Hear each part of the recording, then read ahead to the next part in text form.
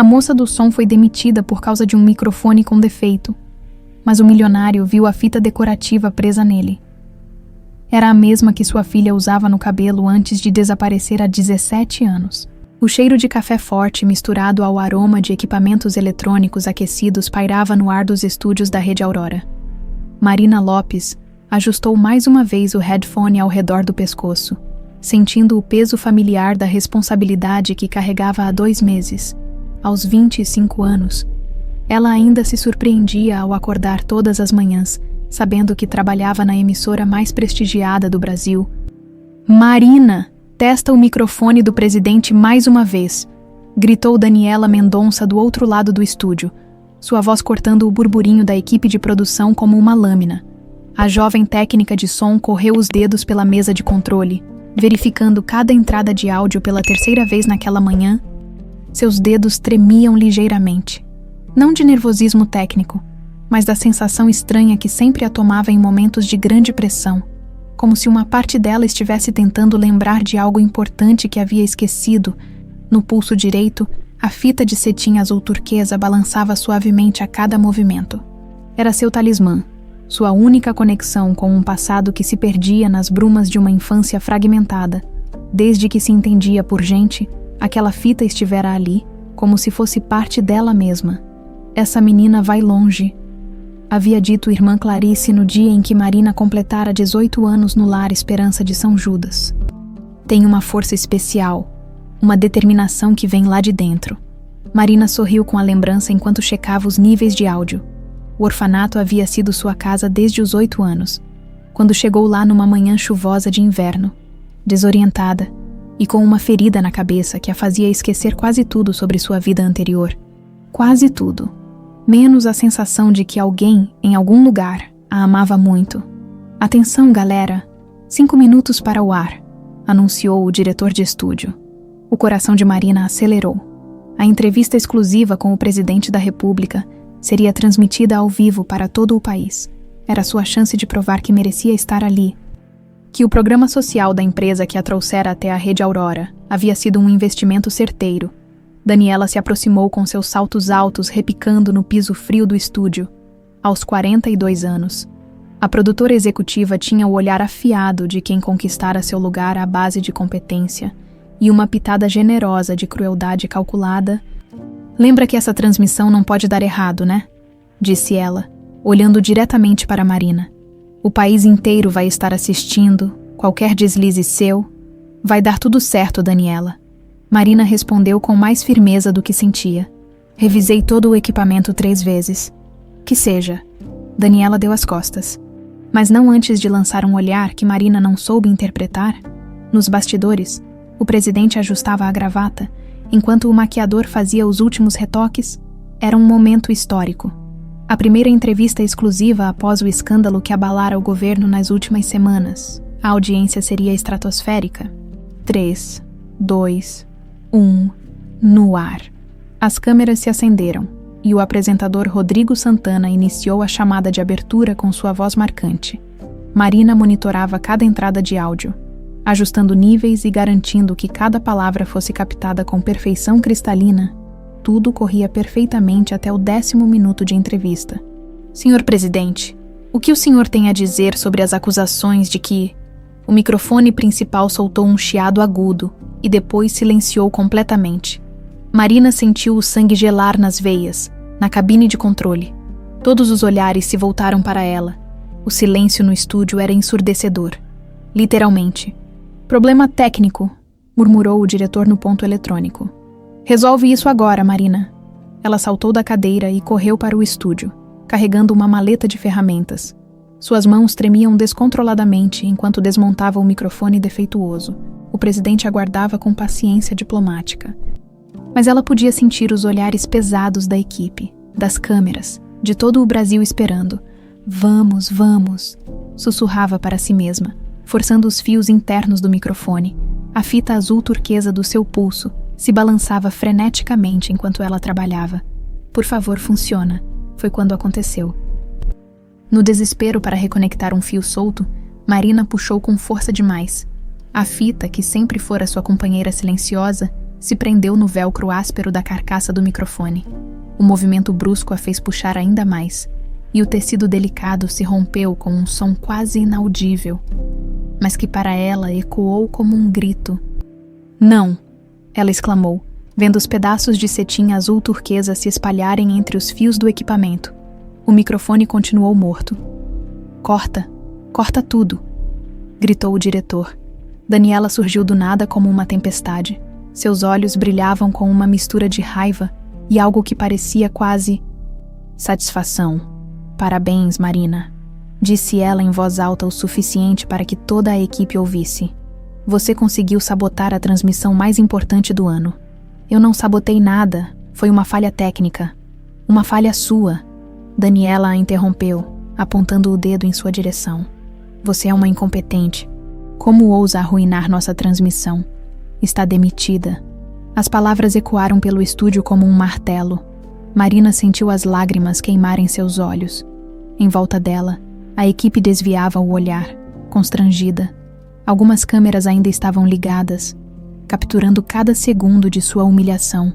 "Recolha suas coisas e suma da minha vista", continuou Daniela implacável. "E não se atreva a usar nossa empresa como referência. Ninguém vai querer contratar alguém que não consegue nem manter um microfone funcionando." Marina olhou para o chão, onde estavam espalhados os pedaços de sua fita. Aquela pequena lembrança de um passado perdido, destruída junto com seu futuro. Agachou-se e tentou recolher os fragmentos de tecido, mas eles estavam emaranhados nos fios internos do microfone defeituoso. "Deixa isso", disse um dos técnicos com pena. "Depois a gente limpa." Ela se levantou devagar, sentindo todas as forças abandonarem seu corpo. Sem dizer uma palavra, caminhou até sua mesa, recolheu seus poucos pertences pessoais numa pequena caixa de papelão e saiu dos estúdios da Rede Aurora pela última vez. O sol da tarde batia forte na calçada da Marginal Tietê. Quando Marina parou no ponto de ônibus, dentro da caixa, suas coisas pareciam ainda mais insignificantes. Uma caneca com desenho de gato, uma foto sua com as crianças do orfanato, alguns chocolates que guardava na gaveta. Era isso. 2 meses de trabalho cabiam numa caixa de sapatos. Ela olhou para o pulso nu, pela primeira vez em 17 anos. Não havia nada ali. A sensação era estranha, como se tivesse perdido um pedaço de si mesma. O ônibus chegou lotado, como sempre naquele horário. Marina se espremeu entre os passageiros, abraçando a caixa contra o peito.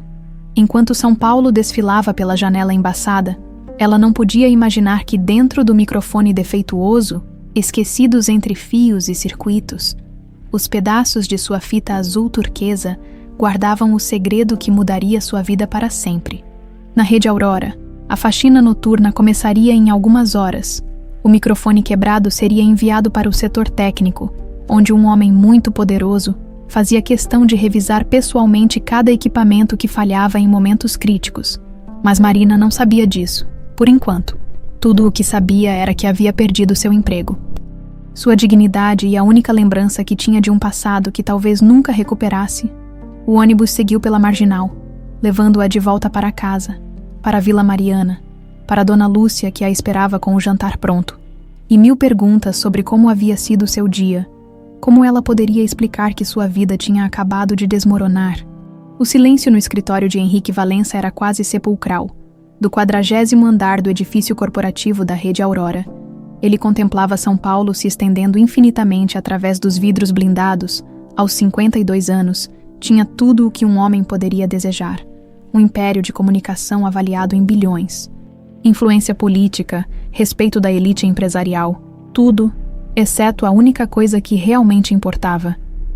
"Senhor Valença." A voz da secretária ecoou pelo interfone. "O senhor pediu para revisar o equipamento defeituoso da transmissão. Mande subir", respondeu ele com a voz cansada que se tornara sua marca registrada nos últimos 17 anos. Henrique se afastou da janela e caminhou até a mesa onde dezenas de relatórios financeiros aguardavam sua atenção. Mas ele não conseguia se concentrar em números quando algo dava errado na empresa. Era uma obsessão que desenvolvera depois daquele dia que mudara sua vida para sempre. 15 de junho de 2008. Parque da Aclimação, São Paulo, A lembrança o atingiu como sempre acontecia, sem aviso, como um soco no estômago. Clarinha tinha 8 anos e usava seu vestido amarelo favorito, aquele com pequenas flores bordadas que a avó havia dado no aniversário, no cabelo, a fita azul turquesa que ele havia comprado numa boutique caríssima da Oscar Freire. "Papai, olha os patinhos!" ela havia gritado, soltando sua mão para correr em direção ao lago. "Não vai muito longe, Clarinha!" Ele gritara de volta, distraído por uma ligação urgente do escritório. Quando levantou os olhos do telefone, ela havia sumido. O técnico entrou no escritório carregando o microfone defeituoso numa bandeja metálica. Era um rapaz jovem, nervoso, que evitava o olhar penetrante de Henrique. "Põe aí na mesa", disse Henrique, dispensando o funcionário com um gesto, "e fecha a porta ao sair." Sozinho novamente. Ele observou o equipamento. Era uma obsessão doentia. Ele sabia disso. Sempre que algo dava errado na empresa, precisava ver com os próprios olhos, tocar, entender exatamente o que havia falhado. Os psicólogos diziam que era uma forma de exercer controle sobre situações incontroláveis, uma maneira de lidar com o trauma de não ter conseguido proteger sua filha. Henrique pegou uma chave de fenda da gaveta e começou a desmontar cuidadosamente o microfone. Seus dedos, ainda hábeis apesar dos anos, removeram cada parafuso com precisão cirúrgica. Era um ritual que o acalmava, o fazia sentir que estava fazendo algo útil. Foi quando abriu o compartimento interno que seu mundo parou, presa entre os fios vermelhos e azuis, emaranhada como se tivesse sido colocada ali por algum poder superior. Estava uma fita de cetim azul turquesa. As mãos de Henrique começaram a tremer descontroladamente. Ele conhecia aquela cor, aquela textura, conhecia cada fibra daquele tecido, porque havia passado 17 anos procurando por ele, com cuidado extremo, como se estivesse manuseando a coisa mais preciosa do mundo. Ele extraiu a fita dos fios. Estava rasgada, suja, mas era inconfundivelmente a mesma. O tom específico de azul turquesa, o brilho sutil do cetim de qualidade superior, e nas bordas havia o bordado dourado quase imperceptível que ele mesmo havia escolhido. "Não pode ser", sussurrou para o escritório vazio. Henrique correu até o cofre oculto atrás de um quadro e digitou a combinação com dedos trêmulos. Lá dentro, protegida numa pequena caixa de veludo, estava a fita gêmea, aquela que comprara junto com a de Clarinha, pensando em dar para ela quando completasse 9 anos. Colocou as duas fitas lado a lado sobre a mesa. Eram idênticas, perfeitamente idênticas. O coração do magnata começou a bater tão forte que ele teve medo de estar tendo um infarto. 17 anos. 17 anos, procurando por qualquer pista, qualquer sinal de que sua filha ainda estivesse viva. Havia contratado os melhores detetives do país, investigadores internacionais, até médiuns e videntes na desespero dos primeiros anos. E agora isso, Dr. Renato, gritou pelo interfone, a voz quase irreconhecível. "Preciso de você aqui, agora." Enquanto esperava, Henrique segurou a fita contra a luz da janela. As lembranças voltaram em cascata. A manhã em que comprara as 2 fitas, imaginando como Clarinha ficaria feliz. O sorriso dela quando amarrou a primeira no cabelo. A forma como ela corria pelo apartamento, fazendo a fita voar como se fosse uma bandeira. "A coisa mais linda do mundo, papai. Vou usar toda a vida." A porta se abriu e Doeri. Renato Campos entrou apressado. Era um homem de 40 anos, elegante, com um porte que inspirava confiança. Há 15 anos, era o advogado mais próximo de Henrique, quase um irmão adotivo. Fora ele quem aparecera do nada nos primeiros meses após o desaparecimento, oferecendo seus serviços para as investigações. "Henrique, o que aconteceu? Você está pálido." Henrique mostrou a fita sem dizer uma palavra. Renato a pegou, examinou por alguns segundos e a devolveu com uma expressão cuidadosamente neutra. "É uma fita azul. E daí? Essa fita saiu do microfone que quebrou hoje, e essa aqui." Henrique mostrou a fita do cofre. "É a gêmea da que Clarinha usava no dia em que desapareceu." O silêncio no escritório era ensurdecedor. Renato se sentou lentamente numa poltrona, passando a mão pelos cabelos. "É Henrique, meu amigo. Você tem certeza? Quero dizer, Existem milhares de fitas azuis por aí. Pode ser apenas uma coincidência. Não. Henrique bateu o punho na mesa. Olha o bordado dourado nas bordas. Essa fita foi feita sob encomenda na rua Oscar Freire. Custou uma fortuna. Não existem duas iguais em São Paulo. Renato se levantou e começou a andar pelo escritório, claramente perturbado. Mesmo que seja verdade, como uma fita de 17 anos atrás foi parar num microfone da nossa empresa. Alguém que trabalha aqui tinha essa fita. Alguém que talvez saiba o que aconteceu com Clarinha. Ou, Renato disse cuidadosamente, alguém que é a própria Clarinha. As palavras ficaram suspensas no ar como uma bomba prestes a explodir. Henrique sentou-se pesadamente na cadeira, o peso da possibilidade quase o esmagando. Preciso saber quem era a técnica que estava mexendo nesse microfone hoje. Disse finalmente. Já vou providenciar. Renato pegou o celular, mas Henrique o interrompeu. Não, eu mesmo vou atrás. Depois de 17 anos, não posso confiar isso a ninguém. Em 20 minutos, Henrique tinha todas as informações sobre Marina Lopes, 25 anos, órfã criada no Lar Esperança de São Judas desde os 8. Empregada há 2 meses através do programa social da empresa, endereço Rua das Camélias, 247, Vila Mariana. Quando leu o bairro, Henrique sentiu um calafrio. Vila Mariana ficava a apenas 10 quarteirões do Parque da Aclimação. Renato, olha isso. Ela mora pertinho do parque onde Clarinha desapareceu. O advogado leu o relatório por cima do ombro de Henrique. E por um instante, seu rosto mostrou uma expressão estranha, como se tivesse visto um fantasma. Pode ser coincidência, disse ele, mas sua voz soava forçada. Não acredito em coincidências. Não mais. Henrique se levantou com determinação renovada. Vou até a casa dela hoje. Henrique, espera. Pensa bem no que está fazendo, e se for apenas uma esperança falsa, e se você se machucar de novo. Mas Henrique já estava pegando as chaves do carro, pela primeira vez em 17 anos, tinha uma pista real, não ia desperdiçar nem um segundo. Se você estiver certo, e essa menina for mesmo a Clarinha, continuou Renato, ela não vai se lembrar de você. Foram 17 anos, ela era uma criança. Não me importa se ela não lembrar, eu vou lembrar por nós dois. Henrique parou na porta e olhou para o amigo.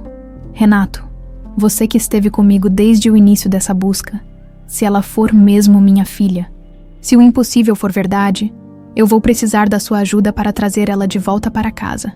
Renato assentiu lentamente. Estarei aqui, Henrique, como sempre estive. Mas quando a porta se fechou e Henrique partiu em direção ao elevador, o sorriso sumiu do rosto de Dr. Renato Campos. Suas mãos tremiam ligeiramente enquanto pegava o telefone. O que Henrique não sabia era que algumas coincidências não eram coincidências, e algumas pessoas próximas guardavam segredos que poderiam destruir tudo. A Rua das Camélias era uma dessas ruas esquecidas da Vila Mariana, onde casas antigas dividiam espaço com pequenos prédios de 3 andares. O número 247 era uma casa térrea com portão verde descascado e um pequeno jardim onde cresciam algumas roseiras teimosas. Henrique estacionou o Mercedes preto na frente e ficou alguns minutos observando a fachada simples. Suas mãos ainda tremiam. Na verdade, não haviam parado de tremer desde que encontrara a fita. No banco do passageiro, guardada numa pequena caixa de veludo, estava a fita gêmea, sua companheira silenciosa nos últimos 17 anos. Respirou fundo e tocou a campainha. Marina estava na cozinha ajudando Dona Lúcia a descascar batatas para o jantar, quando ouviram o som. As duas se entreolharam. Não esperavam visitas. Vai ver, é o seu Joaquim pedindo açúcar emprestado de novo, disse Dona Lúcia, secando as mãos no avental aos 70 anos. Ela mantinha a postura ereta e os olhos vivos de quem havia passado 40 anos cuidando de outras pessoas no hospital. Mas quando Marina abriu a porta, encontrou um homem alto, elegante, vestindo um terno que custava mais que seu salário de um ano inteiro. Os olhos dele eram cinza azulados, e havia algo neles que a fez sentir um aperto estranho no peito. Marina Lopes, perguntou ele com voz rouca. Sim, quem está perguntando? Meu nome é Henrique Valença. Eu preciso conversar com você sobre algo muito importante. O nome não significou nada para Marina. mas alguma coisa em sua expressão a impediu de fechar a porta na cara dele. Havia uma vulnerabilidade ali, um desespero mal disfarçado que despertou sua compaixão. Do que se trata? Henrique olhou por cima do ombro dela e viu uma senhora idosa observando da sala, claramente preocupada. É sobre algo que você perdeu hoje, algo azul. O sangue de Marina gelou, como ele sabia da fita. Entre, disse ela, abrindo a porta completamente.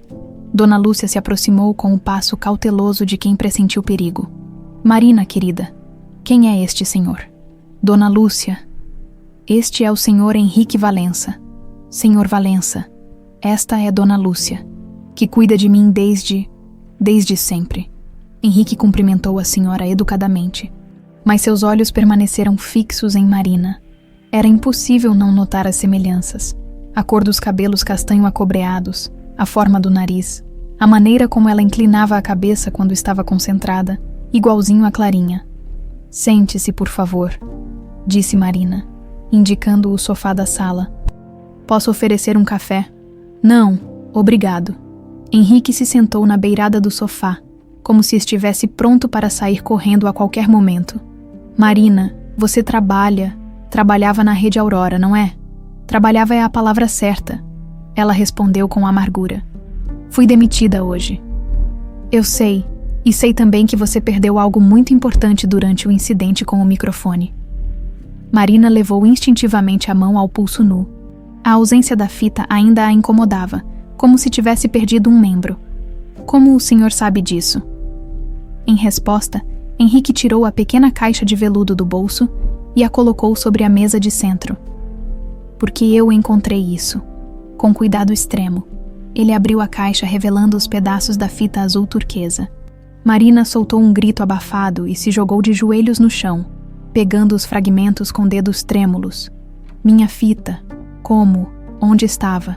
Presa no microfone defeituoso, eu faço questão de revisar pessoalmente qualquer equipamento que falha em momentos críticos. Marina segurava os pedaços contra o peito, e lágrimas começaram a escorrer por seu rosto. Era a única coisa que eu tinha. A única lembrança. Lembrança de quê? Perguntou Henrique. Sua voz quase um sussurro. Eu não sei. Essa é a parte mais frustrante. Eu sei que é importante. Sei que significa alguma coisa. Mas não consigo lembrar o quê. Dona Lúcia, que havia permanecido em silêncio até então, deu um passo atrás. Seu rosto estava pálido e suas mãos tremiam ligeiramente. Marina, querida, talvez seja melhor não mexer nessas coisas antigas. Não, Dona Lúcia, eu preciso saber. Marina olhou diretamente para Henrique. O senhor veio aqui por algum motivo? Não foi só para devolver os pedaços da minha fita. Henrique respirou fundo. Era agora ou nunca. Marina, há quanto tempo você tem essa fita? Desde sempre, desde que me lembro de existir. E você se lembra de como chegou ao orfanato? A pergunta atingiu Marina como um raio. Ela se sentou pesadamente no chão, ainda segurando os fragmentos da fita. Eu, não muito, lembro de acordar numa cama branca, com dor de cabeça. Irmã Clarice estava lá, dizendo que eu estava segura agora. Mais nada, nenhuma lembrança de antes. Marina fechou os olhos, tentando forçar as memórias a emergirem. Sempre que tentava lembrar do tempo anterior ao orfanato, sentia como se estivesse olhando através de um vidro embaçado. Às vezes eu sonho, ou talvez sejam lembranças, não sei. Tem um homem de terno, um lugar com árvores e patos, e alguém gritando meu nome. Henrique sentiu o coração parar. Que nome, no sonho, que nome a pessoa grita? Eu? Marina pressionou as mãos contra as têmporas. Não posso ser Marina, porque essa sempre foi minha identidade. Mas tem outro nome, mais carinhoso. Clarinha. A palavra saiu dos lábios de Henrique como uma oração, e o efeito foi imediato. Marina abriu os olhos bruscamente, seu corpo inteiro tremendo. Como você sabe esse nome? Sussurrou ela. Henrique tirou do bolso a segunda caixa de veludo e a abriu, revelando a fita azul turquesa intacta. Porque eu comprei 2 fitas iguais há 17 anos, uma para minha filha usar e outra para dar a ela no aniversário de 9 anos. Marina olhou da fita dele para os fragmentos em suas mãos. Eram idênticas. perfeitamente idênticas. Minha filha se chamava Clarinha, continuou Henrique, a voz cada vez mais embargada. Ela desapareceu aos 8 anos no Parque da Aclimação. Era 15 de junho de 2008. Ela usava um vestido amarelo e uma fita azul turquesa no cabelo. As palavras de Henrique ecoaram na sala como trovões distantes. Marina sentia como se o mundo estivesse girando ao seu redor. Fragmentos de imagens começaram a bombardear sua mente. Flashes desconexos que faziam sua cabeça latejar. Um homem de terno se abaixando para amarrar uma fita em seu cabelo. Patos nadando em um lago. O som de freios cantando. Uma voz masculina gritando. Clarinha. Em desespero. Dor, muita dor na cabeça, luzes brancas e cheiro de hospital. Não, não pode ser, ela sussurrou. Mas mesmo enquanto negava, sabia que algo dentro dela reconhecia a verdade. Dona Lúcia se aproximou rapidamente. Marina, você está muito pálida. Precisa se deitar. Eu estou bem, Marina respondeu, mas sua voz saía trêmula. Olhou para Henrique e viu lágrimas escorrendo pelo rosto dele. Você realmente acha que eu sou sua filha? Eu não acho. Eu sei. Henrique se ajoelhou no chão ao lado dela. Posso tocar seu rosto. Marina assentiu, hipnotizada, quando as mãos calejadas dele tocaram suas bochechas. Ela sentiu uma sensação estranha de familiaridade, como se aquele toque despertasse algo profundamente guardado em sua alma. Minha Clarinha, ele sussurrou. Minha menina. Foi quando Marina desabou completamente. Algo dentro dela se quebrou, ou talvez se consertasse. E ela começou a chorar como não chorava desde criança. Eu sempre senti que faltava alguma coisa, soluçou ela. Sempre soube que alguém, em algum lugar, sentia minha falta. Henrique a abraçou então, e pela primeira vez em 17 anos, sentiu-se completo novamente. Mas do outro lado da sala, Dona Lúcia observava a cena com o coração apertado. Ela sabia que esse momento chegaria um dia. Sempre soubera, e sabia também que quando a verdade viesse à tona completamente, destruiria vidas, principalmente a vida de seu próprio filho, Senhor Valença, disse ela com voz firme, interrompendo o momento. Antes de qualquer coisa, acho que vocês dois precisam ter muita certeza disso. Marina sofreu um trauma grave na infância. Mexer com essas memórias pode ser perigoso. Henrique olhou para ela por cima da cabeça de Marina. A senhora tem razão. Vamos fazer isso direito. Exames de DNA, acompanhamento médico, tudo o que for necessário. E se for verdade? Perguntou Marina, ainda entre seus braços. Se eu for mesmo sua filha? O que isso muda? Muda tudo, respondeu Henrique, beijando o topo de sua cabeça. Muda absolutamente tudo. Do lado de fora da casa, um carro preto estava estacionado 3 quarteirões adiante. Dedé e Renato Campos observava a casa número 247 através de binóculos, e sua expressão era de puro pânico. 17 anos. 17 anos construindo uma vida baseada numa mentira, e agora tudo ameaçava desmoronar por causa de uma maldita fita azul. Ele precisava agir. E precisava agir rápido. DR. Renato Campos guardou os binóculos no porta-luvas com mãos trêmulas. O coração batia tão forte que ele podia ouvi-lo ecoando no silêncio do carro. 17 anos. 17 anos vivendo com aquele peso, construindo uma carreira brilhante sobre os escombros de uma mentira. E agora, tudo ameaçava desmoronar por causa de uma fita maldita. Pegou o celular e discou um número conhecido. Mãe, sou eu. Precisa me encontrar agora. A voz do outro lado da linha demonstrou preocupação imediata. Renato, que horas são essas, filho? O que aconteceu? Não pelo telefone. No lugar de sempre, 20 minutos. Ele desligou sem esperar resposta e partiu em direção ao cemitério da Consolação. Era lá que sempre se encontravam quando precisavam conversar sobre o assunto que nunca era mencionado em lugar algum, nem mesmo em casa. 23 anos atrás, Hospital Geral da Consolação, plantão noturno. Renato tinha apenas 23 anos quando sua vida mudou para sempre.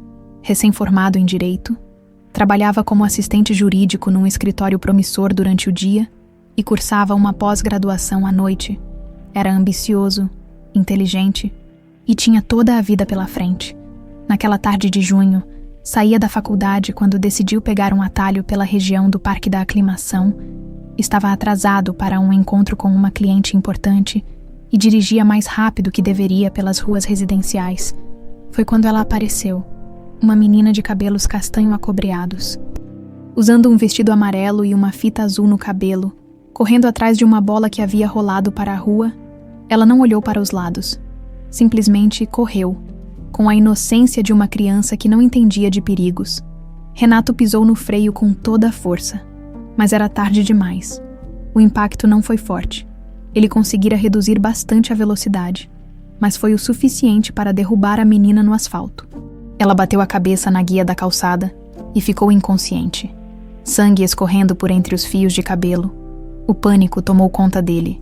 Ali estava sua carreira, seu futuro, tudo pelo que havia trabalhado, destruído num segundo de descuido. Se fosse preso por atropelamento, mesmo que acidental, nunca conseguiria se tornar advogado. Sua ficha criminal o impediria de exercer a profissão. Foi quando tomou a decisão que o assombraria pelo resto da vida.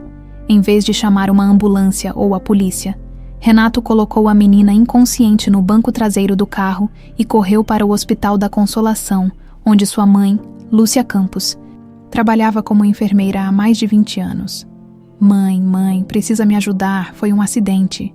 Dona Lúcia estava no final do plantão quando viu o filho entrar correndo no pronto-socorro, carregando uma criança ensanguentada nos braços. A experiência de décadas no hospital a fez agir primeiro e fazer perguntas depois. "Sala 3, rápido!" gritou ela, correndo junto com ele. Foi só depois que a menina foi medicada e estava estável que Renato contou a verdade para a mãe. Dona Lúcia ficou em choque. Seu filho, seu menino brilhante, havia atropelado uma criança e fugido do local. "Renato, você tem que se entregar, é a coisa certa a fazer." "Mãe, se eu fizer isso, minha vida acaba, minha carreira acaba. Eu não posso." A menina ficou internada por 3 dias. Havia sofrido um traumatismo craniano que causou amnésia retrógrada. Ela não lembrava de seu nome, endereço ou família. Só repetia uma palavra, Marina, que os médicos interpretaram como sendo seu nome. Foi durante essa confusão que Dona Lúcia tomou a decisão que mudaria todas as suas vidas. Ela falsificou documentos de abandono, usando carimbos médicos aos quais tinha acesso, registrou a menina como criança encontrada sem identificação e a levou secretamente para o Lar Esperança de São Judas, onde sua irmã Clarice, era diretora. "Clarice, encontrei essa menina abandonada na porta do hospital. Não tem família, não tem ninguém. Você pode cuidar dela." Irmã Clarice, confiando na palavra da irmã, acolheu a criança sem fazer muitas perguntas. Afinal, não era incomum crianças serem abandonadas em hospitais. Presente, Cemitério da Consolação. Dona Lúcia já estava esperando quando Renato chegou ao local onde sempre se encontravam. Próximo ao túmulo do pai de ambos, aos 70 anos, ela ainda mantinha a postura digna, mas seu rosto mostrava o peso dos segredos carregados. "O que foi dessa vez?" perguntou ela. Embora soubesse que só poderia ser uma coisa, Henrique encontrou a fita. As palavras caíram entre eles como uma bomba. Dona Lúcia fechou os olhos e suspirou profundamente. "Eu sabia que esse dia chegaria." "Mãe, ele foi até a casa da Marina. Está com ela agora, se ela começar a lembrar. Então vamos ter que nos preparar para as consequências." Renato agarrou os braços da mãe com desespero. "Não, você não entende. Eu construí minha vida inteira em cima dessa mentira. Sou sócio de Henrique há 15 anos. Conheço todos os segredos da empresa dele. Tenho acesso a informações privilegiadas. Construí uma fortuna usando o que aprendi com ele. E como acha que conseguiu essa proximidade?" perguntou Dona Lúcia com ironia amarga. A resposta veio numa enxurrada de memórias dolorosas. 2 anos após o acidente, 2010, Renato havia se formado com honras e conseguido um emprego num escritório conceituado. Mas a culpa o corroía por dentro. Todas as noites, ele lia notícias sobre crianças desaparecidas, procurando por alguma menção à garota que havia atropelado. Foi quando viu a primeira reportagem sobre o desaparecimento de Clarinha Valença. A foto da menina era inconfundível. Era ela, a garota do acidente, e o pai, Henrique Valença, oferecia uma recompensa milionária por qualquer informação. Em vez de contar a verdade, Renato viu uma oportunidade. Apareceu no escritório de Henrique se apresentando como um jovem advogado brilhante que gostaria de ajudar nas investigações pro bono. Movido pela comoção social do caso, Henrique, desesperado e impressionado com a inteligência do rapaz, aceitou a ajuda. Durante meses, Renato teve acesso a todas as investigações, todos os relatórios dos detetives, todas as pistas, e sistematicamente, ele as sabotava. Sempre que os investigadores se aproximavam da verdade, quando começavam a procurar em hospitais da região, por exemplo, Renato sugeria novas direções, criava falsas pistas, desviava a atenção ao mesmo tempo. Ele se mostrava o advogado mais dedicado que Henrique já havia conhecido. Trabalhava dia e noite, demonstrava conhecimento excepcional e gradualmente se tornou indispensável. Quando Henrique decidiu expandir seus negócios para a área de comunicação, foi Renato quem estruturou toda a operação legal. Quando criou a Rede Aurora, foi Renato quem redigiu os contratos. E quando precisou de um sócio de confiança para gerir os aspectos jurídicos do império, foi natural que escolhesse o jovem advogado que tanto o havia ajudado na busca por sua filha, presente. Você entende agora, disse Renato para a mãe. Eu usei a dor dele para construir minha fortuna. Se a verdade vier à tona, não vou apenas perder tudo. Vou ser preso por atropelamento e fuga, falsificação de documentos, apropriação indébita, fraude. Minha vida acaba. Dona Lúcia olhou para o filho com uma mistura de amor e decepção. E a vida dele? E a vida da Marina? Você já pensou no que fez com eles?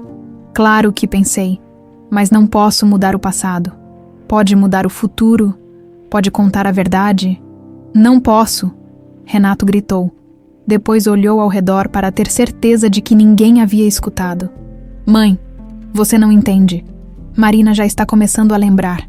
Se ela se lembrar completamente do acidente, vai me reconhecer. E se Henrique descobrir que eu sou o responsável? Ele não terminou a frase, mas ambos sabiam o que viria depois. Henrique Valença era um homem poderoso, com recursos imensos e contatos em todas as esferas do poder. Se descobrisse que seu próprio sócio era responsável pelo sofrimento de 17 anos, não haveria lugar no mundo onde Renato pudesse se esconder. O que você vai fazer? Perguntou Dona Lúcia. Embora temesse a resposta, Renato ficou em silêncio por alguns minutos, olhando para as lápides ao redor como se buscasse inspiração nos mortos. Vou impedir que a verdade venha à tona, disse finalmente. Como? Eliminando as testemunhas? O sangue de Dona Lúcia gelou. Renato, você não pode estar falando sério. Estou completamente sério, Marina, e vocês são as únicas pessoas que podem me destruir. Se vocês duas não estiverem mais aqui para contar a história. Seu próprio filho, ela exclamou, horrorizada. Você mataria sua própria mãe. Renato olhou para ela com olhos frios que ela não reconhecia. Mãe, você me ajudou a criar essa situação.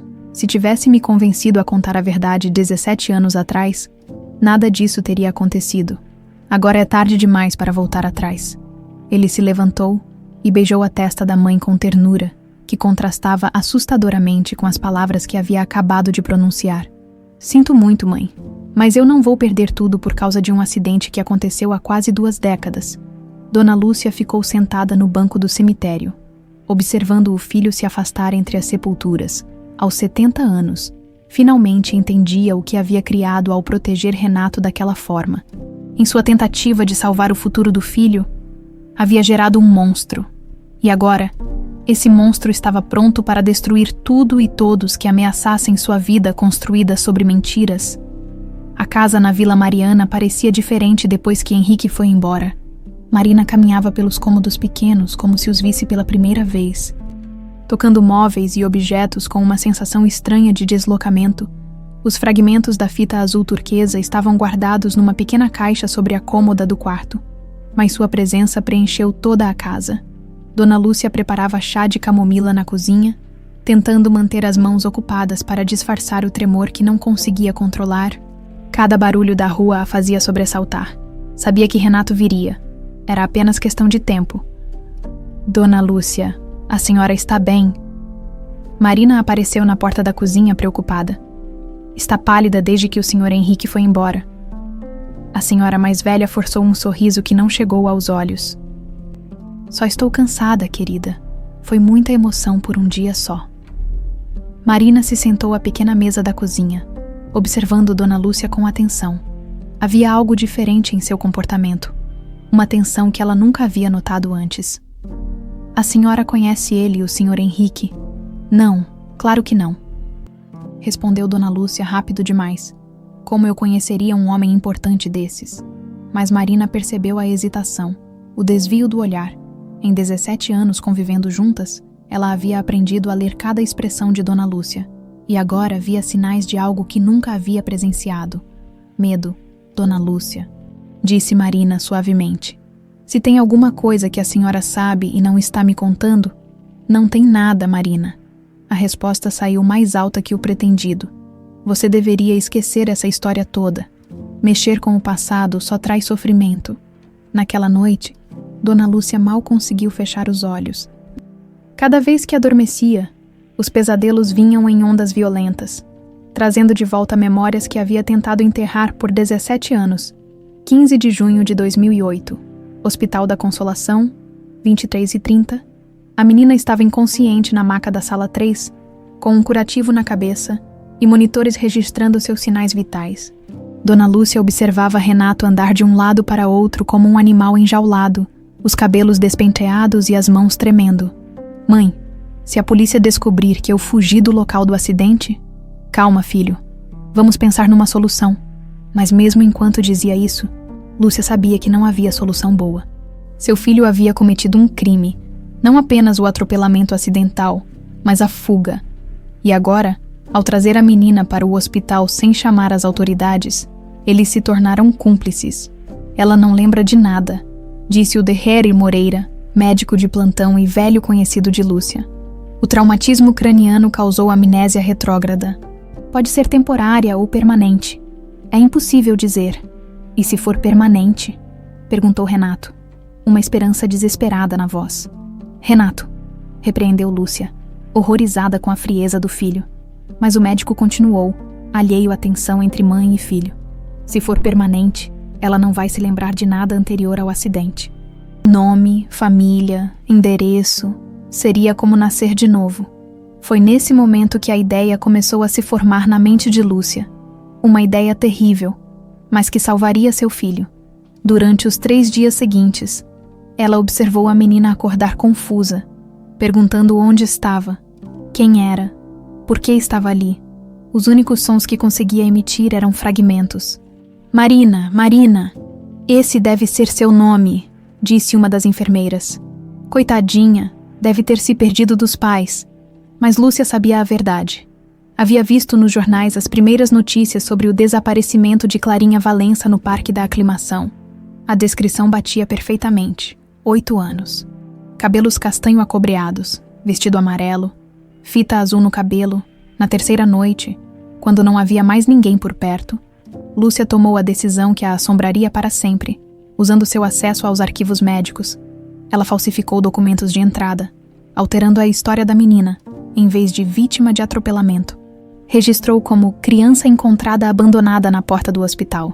Destruiu os exames que mostravam evidências do traumatismo causado por impacto. E criou um prontuário falso indicando desnutrição e maus tratos. Depois, ligou para sua irmã. Clarice, preciso de um favor. Encontrei uma menina abandonada aqui no hospital. Não tem família, não tem ninguém. Você pode cuidar dela no orfanato. Irmã Clarice, que dedicara a vida a cuidar de crianças desamparadas, não hesitou. Claro, Lúcia, traga ela para cá. Presente, 3 da manhã. Dona Lúcia despertou do pesadelo com o coração disparado. Levantou-se devagar, tentando não acordar Marina, e foi até a cozinha beber um copo d'água. Suas mãos tremiam tanto que mal conseguia segurar o copo. Foi quando ouviu o som de uma chave na fechadura da porta da frente. O sangue gelou em suas veias. Apenas 2 pessoas tinham chave daquela casa. Ela e Renato. A porta se abriu silenciosamente, e a silhueta familiar do filho apareceu no corredor escuro. Mesmo no escuro, Lúcia podia sentir a tensão emanando dele. Renato, sussurrou ela. Ele se aproximou devagar, e quando a luz da cozinha iluminou seu rosto, ela ficou chocada com o que viu. Os olhos do filho estavam frios, vazios de qualquer emoção que ela reconhecesse. Mãe, precisamos conversar. Eles se sentaram à mesa da cozinha. O mesmo lugar onde Marina havia feito 1000 perguntas ao longo dos anos. Perguntas que Lúcia sempre havia desviado com maestria. Vim verificar como estão as coisas aqui depois da visita de Henrique, disse Renato em voz baixa. Marina está confusa, mas ainda não se lembra de tudo. Ainda não, repetiu ele, enfatizando as palavras. Mas vai se lembrar, é questão de tempo.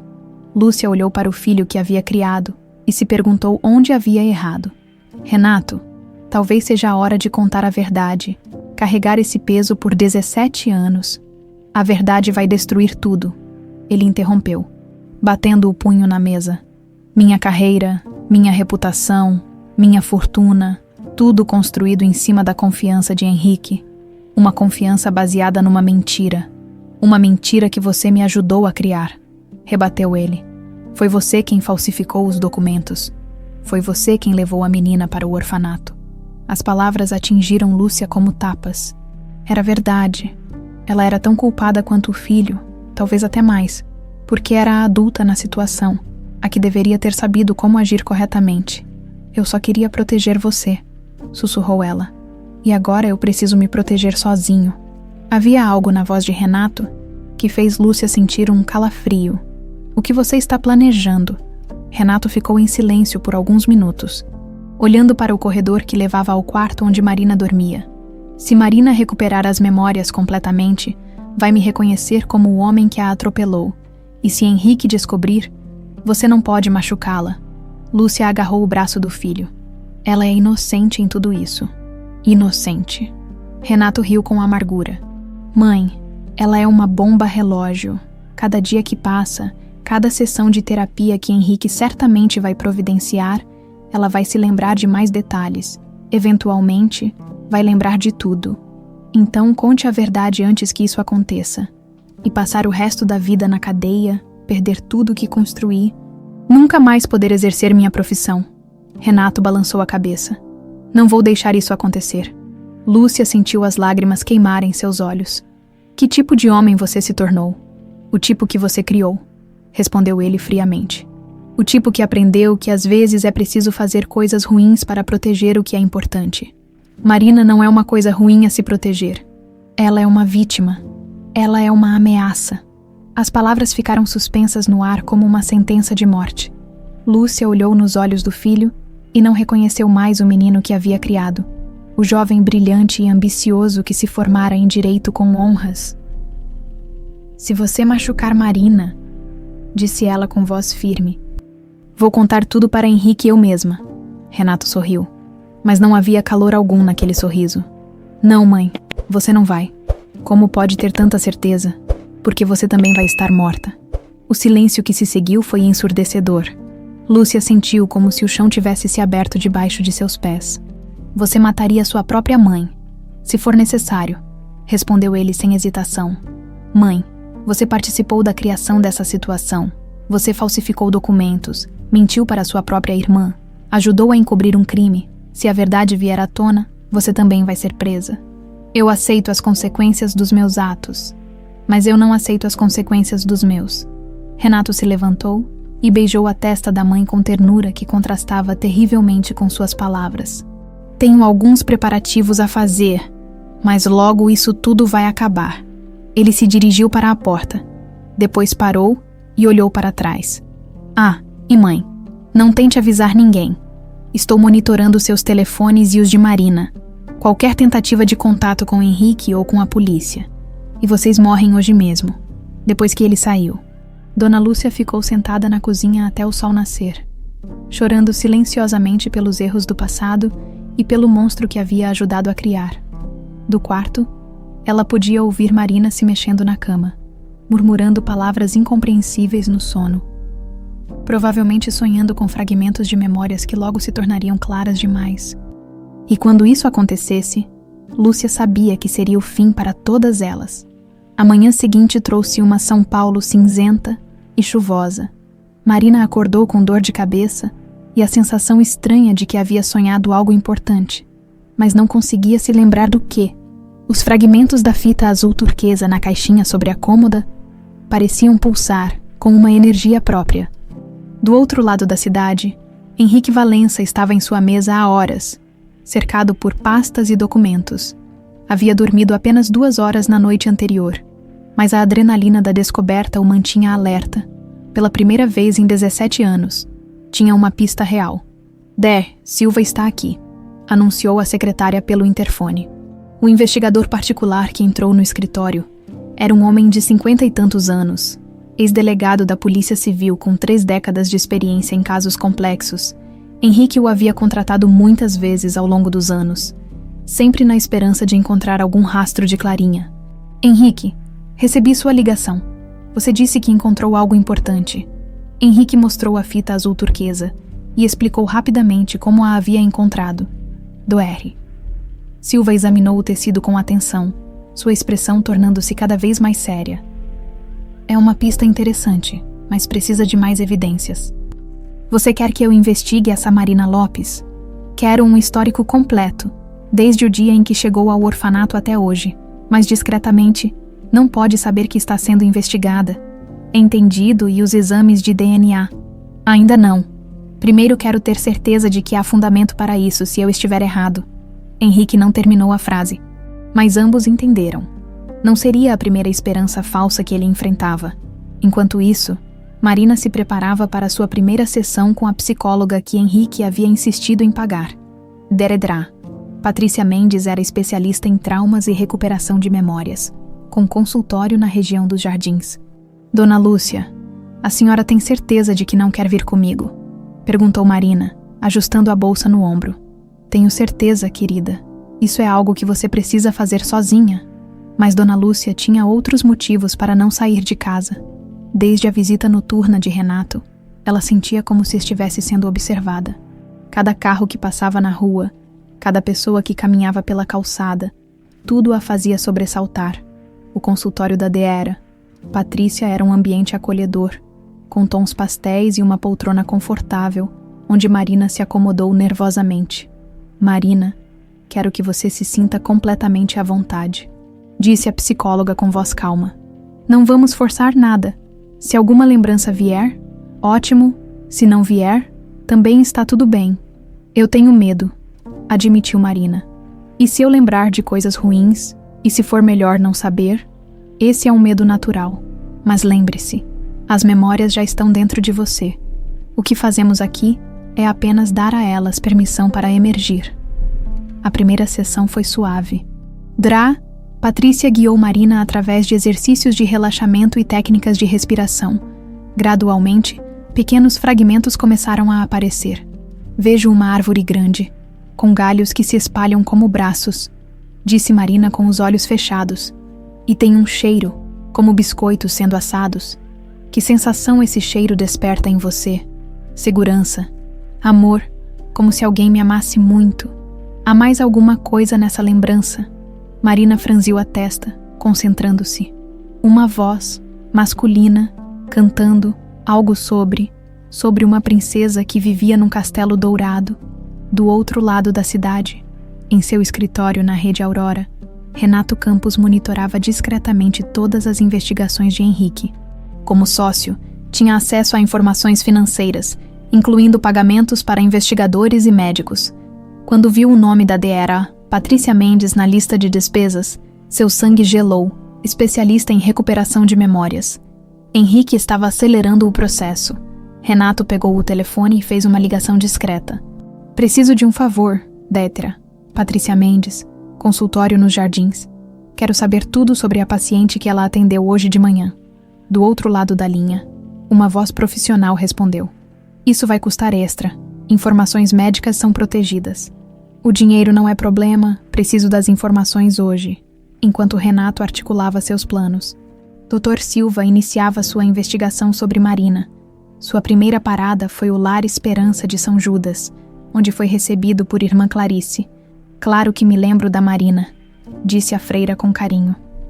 Uma menina especial, sempre foi. Chegou aqui numa situação difícil. A senhora poderia me contar mais detalhes sobre como ela chegou? Irmã Clarice hesitou. Foi minha irmã, Lúcia, que a trouxe. Disse que a menina havia sido abandonada na porta do hospital onde trabalhava. A senhora viu os documentos de entrada? Vi, claro. Estava tudo em ordem. Lúcia sempre foi muito cuidadosa com a papelada. Mas, doutor? Silva notou algo na expressão da freira. Uma sombra de dúvida que ela tentava esconder. Irmã, há alguma coisa que a incomoda sobre essa história. A religiosa ficou em silêncio por alguns minutos, lutando consigo mesma. Marina chegou com um ferimento na cabeça. Disse finalmente. E parecia que conhecia coisas. Sabia ler algumas palavras. Conhecia músicas infantis. Não era como as crianças realmente abandonadas que recebemos. A senhora chegou a questionar sua irmã sobre isso. Uma vez. Mas Lúcia disse que era melhor não mexer no passado da menina, que poderia ser perigoso para ela. Dr. Silva anotou tudo cuidadosamente. Cada detalhe poderia ser importante. Na segunda sessão com Deetira, Patrícia. No final da tarde, Marina conseguiu acessar lembranças mais específicas. Vejo um lugar com água. Patos nadando. E tem uma ponte pequena, disse ela, ainda em estado de relaxamento profundo. Você está sozinha nesse lugar. Não, tem alguém comigo. Uma presença forte, protetora. Me sinto amada. Consegue ver quem é essa pessoa? Marina se concentrou mais, franzindo a testa. É um homem. É um... alto. Ele está me ensinando a jogar migalhas para os patos. Como você se sente com esse homem? Segura. Completamente segura. Como se nada de ruim pudesse me acontecer enquanto ele estivesse por perto. Foi quando a memória se tornou mais vívida. Ele está colocando algo no meu cabelo. Algo azul e macio. E está dizendo que sou a princesa mais bonita do mundo. As lágrimas começaram a escorrer pelo rosto de Marina. O que mais você está vendo? Estou correndo. Há uma bola. Ela rolou para longe e eu preciso pegá-la. A respiração de Marina se acelerou. Não. Ele está gritando para eu parar. Mas eu não consigo. A bola. Marina, você está segura. É apenas uma lembrança. Tem um barulho alto, muito alto, e depois dor, muita dor na cabeça. Marina abriu os olhos bruscamente, o corpo tremendo. Eu lembro, sussurrou ela. Lembro do acidente. Drá. Patrícia se inclinou para a frente. Que tipo de acidente? Um carro. Eu fui atropelada por um carro. Marina levou as mãos à cabeça. Por isso não me lembro de nada. Por isso estou confusa sobre quem eu sou. Consegue lembrar de mais alguma coisa sobre o acidente, o motorista, o tipo de carro? Marina fechou os olhos novamente, tentando forçar as lembranças. Era um homem jovem, cabelos escuros. Ele parecia apavorado. Mais alguma coisa. Ele me levou para algum lugar. Não era um hospital comum. Era escuro. E tinha uma mulher de branco que parecia conhecê-lo, quando Marina saiu do consultório. Sua cabeça estava girando com as novas lembranças. Pela primeira vez em 17 anos, começava a entender o que havia acontecido com ela. Mas ela não sabia que cada palavra dita naquele consultório estava sendo relatada para Renato Campos, através de sua rede de contatos, e Renato sabia que estava ficando sem tempo. Naquela noite, Marina ligou para Henrique e contou sobre as sessões de terapia. Quando mencionou o homem jovem de cabelos escuros que a havia atropelado, Henrique sentiu uma pontada de esperança misturada com raiva. Marina, isso é muito importante. Você acha que conseguiria reconhecer esse homem se o visse hoje? Não tenho certeza. Foram muitos anos, mas talvez algumas características ainda sejam as mesmas. Do outro lado da linha, Henrique tomou uma decisão. Amanhã vou buscar você para um almoço. Tem algumas pessoas que quero que você conheça. Que pessoas? Pessoas próximas a mim.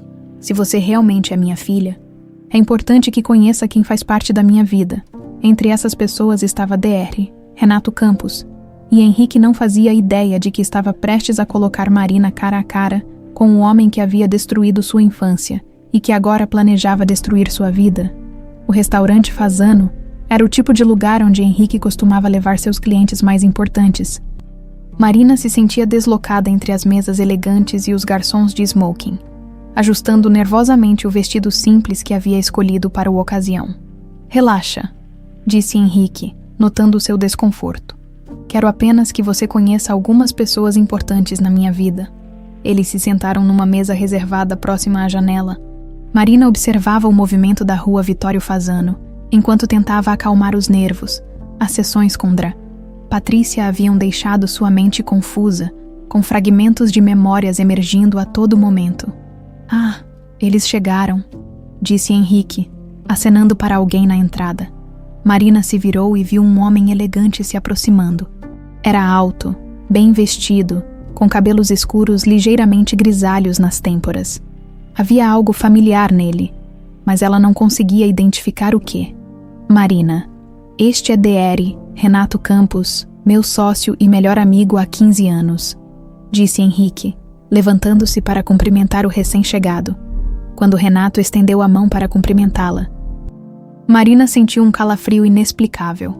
O toque foi breve, mas suficiente para despertar algo perturbador em sua memória. Prazer em conhecê-la, Marina, disse Renato com um sorriso que não chegava aos olhos. Henrique me contou sobre vocês. Marina estudou o rosto dele enquanto se sentavam. Havia algo nos olhos de Renato, uma tensão que contradizia sua aparência relaxada. Dr. Renato foi quem me ajudou nos primeiros anos depois que Clarinha desapareceu, explicou Henrique. Sem ele, eu teria enlouquecido. Apenas fiz o que qualquer amigo faria, respondeu Renato. Mas Marina notou como suas mãos tremiam ligeiramente quando ele pegou o copo d'água. Durante o almoço, Marina se pegou observando Renato, mais do que participando da conversa. Havia algo nele que a incomodava profundamente, uma sensação de perigo que não conseguia explicar. Foi quando ele riu de uma piada de Henrique que a memória a atingiu como um raio. Aquele riso. Ela já havia escutado aquele riso antes. Mas não era um riso de alegria. Era um riso nervoso, apavorado. A cena veio em flashes desconexos. Um homem jovem saindo de um carro, rindo nervosamente enquanto dizia: "Desculpa, desculpa, não foi culpa minha." E depois o cheiro de hospital e uma mulher de branco sussurrando: "Vai ficar tudo bem, filho." Marina deixou o garfo cair no prato com um ruído que fez ambos os homens olharem para ela. "Marina, está tudo bem?" perguntou Henrique, preocupado. Ela estava pálida, os olhos fixos em Renato com uma expressão de crescente reconhecimento e horror. "Você?" sussurrou ela, a voz mal audível. Renato percebeu imediatamente o que estava acontecendo. Os olhos de Marina haviam mudado. Não havia mais incerteza ali, apenas uma terrível clareza. "Marina, você parece doente", disse ele, tentando manter a voz calma. "Talvez deva ir para casa descansar." "Você estava lá", continuou Marina, ignorando as palavras dele. No parque, no carro. Henrique olhou de Marina para Renato, sem entender. "Do que vocês estão falando?" Marina se levantou bruscamente, a cadeira rangendo no chão de mármore. "Você foi quem me atropelou." O silêncio que se seguiu pareceu eterno. Os outros clientes do restaurante pararam de conversar. Sentindo a tensão na mesa próxima à janela, Renato forçou uma risada. "Marina, você está confusa. Nunca nos encontramos antes de hoje." "Sim, nós nos encontramos." Marina estava tremendo agora. "Você me atropelou quando eu corri atrás da bola. Você estava nervoso, rindo daquele jeito esquisito, e depois me levou para um lugar escuro onde tinha uma mulher." "Marina, senta", disse Henrique firmemente. "Vamos conversar sobre isso com calma." Mas Marina não se sentou. As memórias estavam jorrando agora como uma barragem que se rompeu. "A mulher de branco era sua mãe", gritou ela, apontando para Renato. "Ela disse que ia cuidar de tudo, que ninguém ia descobrir." Renato se levantou também, sua máscara de calma finalmente escorregando. "Você está delirando. Talvez seja efeito dos remédios." "Eu não tomo remédios." Marina se virou para Henrique. É ele quem sabe o que aconteceu comigo. É ele quem sabe onde eu estive todos esses anos." Henrique observou o amigo cuidadosamente. Conhecia Renato há 15 anos, mas nunca o havia visto tão nervoso. "Renato", disse ele lentamente. onde você estava no dia 15 de junho de 2008. Como vou lembrar de um dia específico de há 17 anos? Porque foi o dia que minha filha desapareceu. Foi o dia que mudou minha vida para sempre. Você deveria lembrar, porque foi quando nos conhecemos. A expressão de Renato mudou. Pela primeira vez, Henrique viu algo que nunca havia visto no rosto do amigo. Culpa. Henrique, você está deixando essa menina confundir você. Responde a pergunta, Renato. Onde você estava naquele dia? Marina observava a troca entre os dois homens. Seu coração batendo tão forte que ela podia ouvi-lo. As lembranças continuavam vindo em ondas. Ele me levou para o hospital da mãe dele, disse ela subitamente. Não chamou a ambulância, não chamou a polícia. Me levou direto para a mãe dele porque ela sabia como encobrir. Chega! Explodiu Renato, perdendo completamente a compostura. Você não sabe do que está falando. Sei sim, lembro de tudo agora. Sua mãe falsificou meus documentos. Disse para a irmã Clarice que eu havia sido abandonada na porta do hospital. Henrique se levantou lentamente, sua expressão tornando-se cada vez mais sombria. Renato, disse ele com voz perigosamente baixa. Você conhece a mãe da Marina? Claro que não. Nunca vi essa mulher na vida. Dona Lúcia Campos, disse Marina. Esse é o nome da sua mãe. Ela trabalhou 40 anos no Hospital da Consolação. O nome atingiu Henrique como uma bofetada. Lúcia Campos. Meu Deus, você conhece ela? Perguntou Marina. Investigamos todos os hospitais da região nos primeiros meses. Falei pessoalmente com Lúcia Campos. Ela disse que não havia recebido nenhuma criança ferida naqueles dias. Renato estava pálido agora, gotas de suor formando-se em sua testa apesar do ar-condicionado do restaurante. E você, Renato? Continuou Henrique. Apareceu na minha vida 2 semanas depois do desaparecimento da Clarinha. Disse que queria ajudar nas investigações.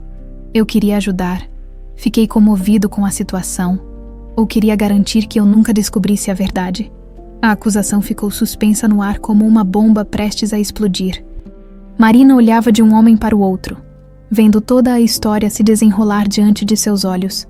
Henrique, você está sendo manipulado por esta golpista, tentou Renato uma última vez. Ela está inventando essa história para se aproveitar de você. Mas Henrique não estava mais ouvindo. Suas mãos tremiam de raiva, enquanto peças do quebra-cabeça se encaixavam em sua mente. Todas as vezes que as investigações se aproximaram da verdade, você sugeriu outras direções, disse ele lentamente. Quando os detetives queriam procurar em hospitais, você disse que era perda de tempo. Quando queriam investigar acidentes de trânsito, você conseguiu acesso aos relatórios e disse que não havia nada relevante. Henrique, você sabia onde ela estava o tempo todo. Você sabia que minha filha estava viva, crescendo num orfanato a 10 quarteirões do local onde desapareceu e deixou eu sofrer por 17 anos. A voz de Henrique estava crescendo e outros clientes do restaurante começaram a olhar abertamente para a mesa deles. Pior ainda, continuou ele. Você usou minha dor para construir sua carreira. Se aproximou de mim quando eu estava destruído. Ganhou minha confiança. Teve acesso a todas as minhas informações empresariais. Pare com isso. Você construiu sua fortuna em cima do meu sofrimento. Foi quando Renato cometeu o erro fatal. Eu não tive escolha, gritou ele. Se eu contasse a verdade naquele dia, minha vida teria acabado. Minha carreira, meu futuro, tudo. Era apenas uma criança. Não valia a pena destruir 2 vidas por causa de uma.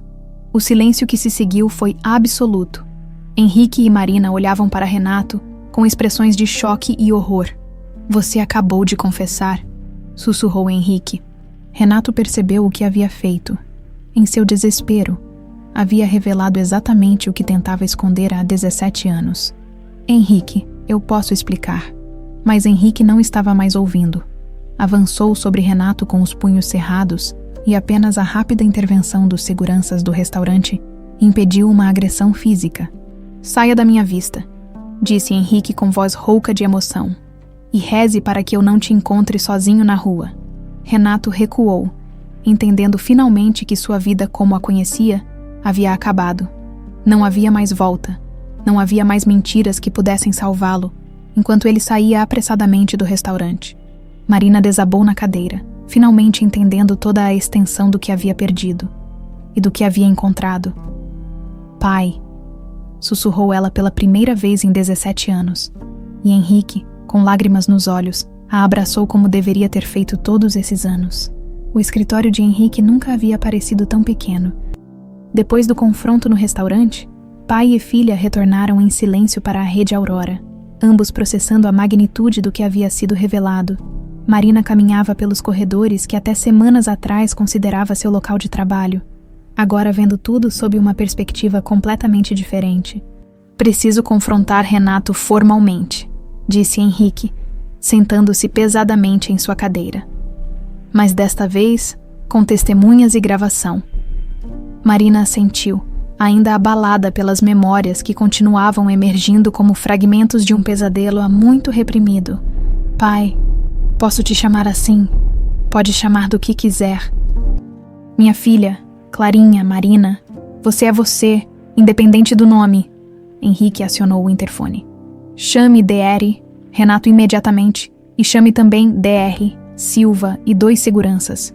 Quero testemunhas para esta conversa. 20 minutos depois, Renato entrou no escritório visivelmente abalado.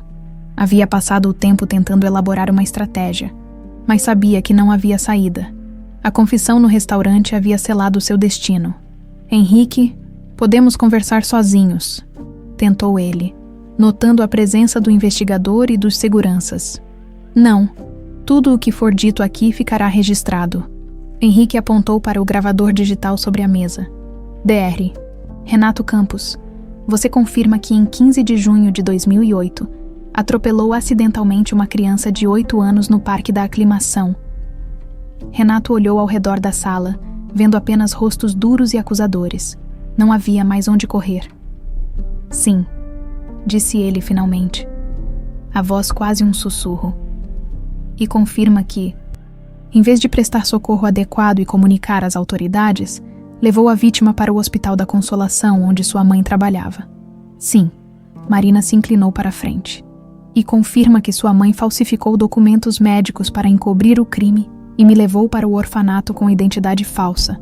Minha mãe, ela apenas tentou proteger a família. Responda à pergunta, disse Henrique friamente. Sim, ela falsificou os documentos.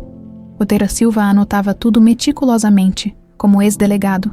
Sabia exatamente que crimes estavam sendo confessados ali. Renato, continuou Henrique, durante esses 15 anos que trabalhou comigo, você teve acesso a informações confidenciais da empresa. Usou esse conhecimento para benefício próprio. Eu trabalhei honestamente. Responda. Você usou informações privilegiadas obtidas através da nossa parceria para fazer investimentos pessoais. Renato ficou em silêncio por alguns segundos. Sim, e todas as vezes que direcionei investigações sobre o desaparecimento da minha filha, você deliberadamente sabotou esses esforços. Eu não sabotei, apenas sugeri outras direções.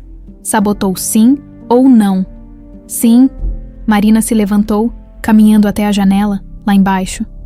São Paulo fervilhava com sua vida normal, alheia ao drama que se desenrolava no 40º andar. Renato, disse ela sem se virar. Durante todos esses anos, você viu meu pai sofrendo. Viu ele contratar detetives, gastar fortunas, se destruir lentamente na busca por uma filha que você sabia estar viva. Como conseguiu conviver com isso? Quando ela se virou para olhá-lo, havia lágrimas em seus olhos. No início foi difícil, admitiu Renato. Mas com o tempo, aprendi a não pensar nisso. Construí uma nova realidade onde o acidente nunca havia acontecido. Mas aconteceu, disse Henrique, levantando-se. E você destruiu 17 anos da nossa vida. Henrique, eu sei que não há desculpa para o que fiz. Mas eu era jovem, estava com medo. Você era um adulto de 23 anos, formado em direito, sabia exatamente as consequências dos seus atos. A voz de Henrique ecoou pelo escritório como um trovão. De DR, Silva percebeu que era hora de intervir, antes que a situação fugisse ao controle.